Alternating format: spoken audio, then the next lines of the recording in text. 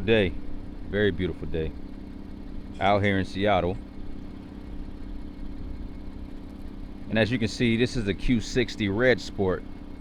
And I want to see if this is still a relevant car today, you know, with the technology of the new vehicles, like the BMWs, the Audis and things like that. And of course, you know, when you're looking at the modern muscle car and of course the EVs. So is this still a relevant car today? Let's find out. I'm gonna go for a drive and actually check it out and see what I like about it, because I used to own a Q50, you know, and being a person that used to own a Q50, you know, I have a pretty good baseline of how these cars feel and how they operate. But the Q60 does feel different than the Q50. I drove it up here, but we're gonna drive it a little more online as I record. So I'm with my brother-in-law, so we're gonna get into the car and then, you know, we're gonna check it out. But look at this view though. Yes, let's go.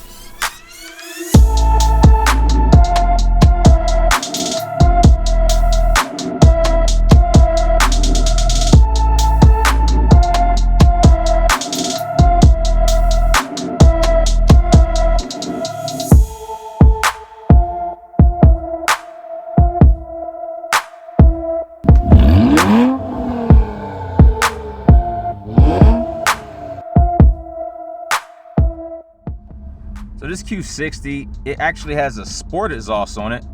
So it sounds pretty good. I don't know if you hear it. Let me put it in manual.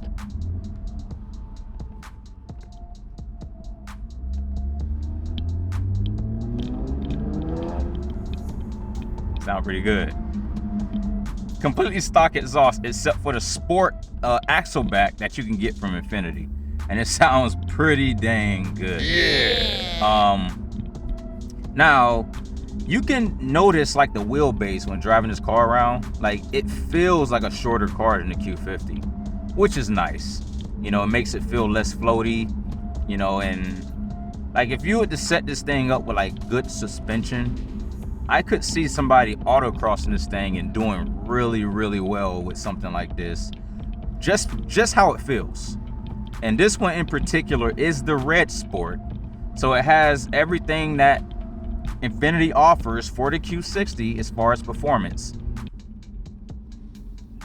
She covering her ears for what? The stock exhaust on this thing?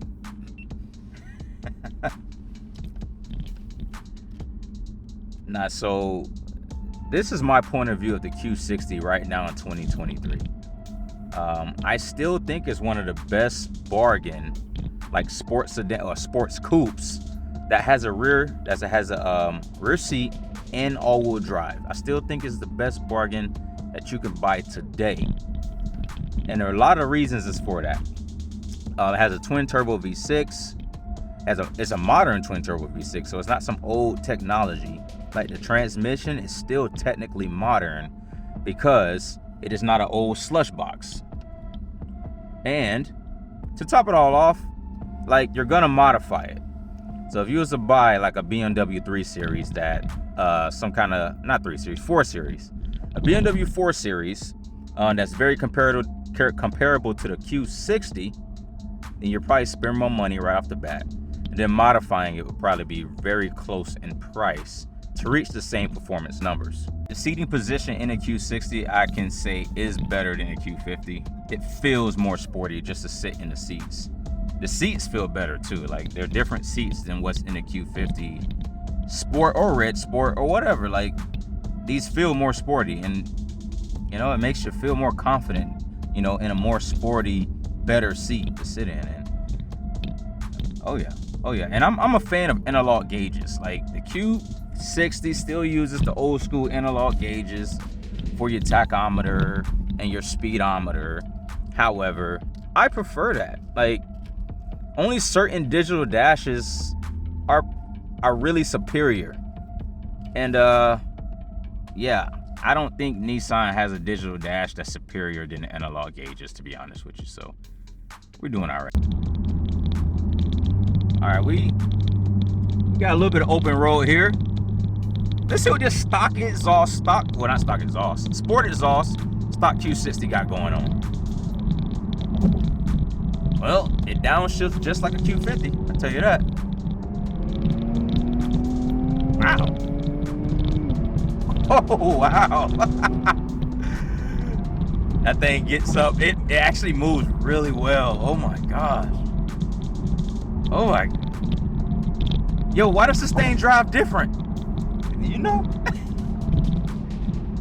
Like, it's so much tighter. Oh my goodness. You can have fun with this thing. Let me go straight again.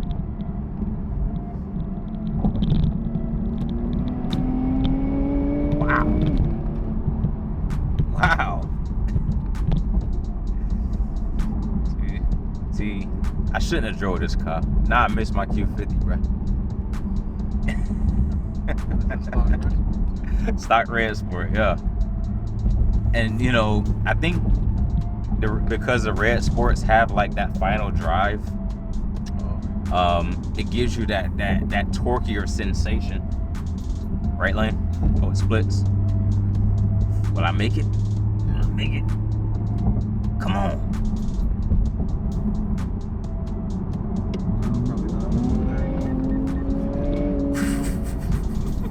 He said probably not.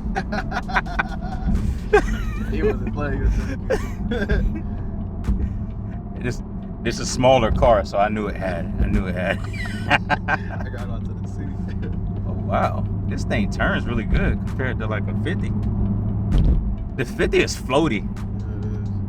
Like even with like coilovers, unless you put the coilovers on like stiff setting, like it's still floaty. Unless you have to put a sway bar on a Q50. This car doesn't feel like you need it. Like it steers really well compared to like the Q50. So if you don't have a family and don't need a sedan and you like sport and racing, the Q60 is a better car. It's a better car than the Q50. Now, if you got family, Q50 is still a killer, so don't sleep on it. Now, this has been an enjoyable drive, to be honest with you. And it's kind of looking back at it. You know, my brother-in-law just asked me a question, and I'm gonna repeat it.